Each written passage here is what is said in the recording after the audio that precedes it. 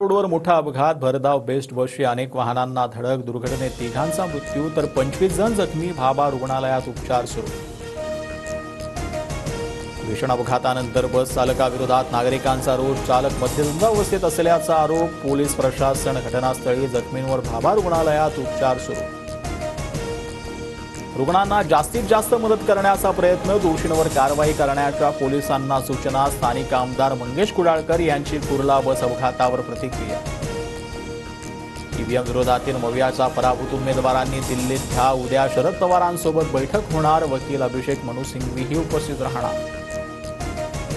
विधानसभेतील पराभवानंतर पुण्यातील मवियाचे उमेदवार सुप्रीम कोर्टात जाणार, सर्व पराभूत याचिका दाखल करणार. ईव्हीएम मशीनमध्ये छेडछाड झाल्याचा आरोप.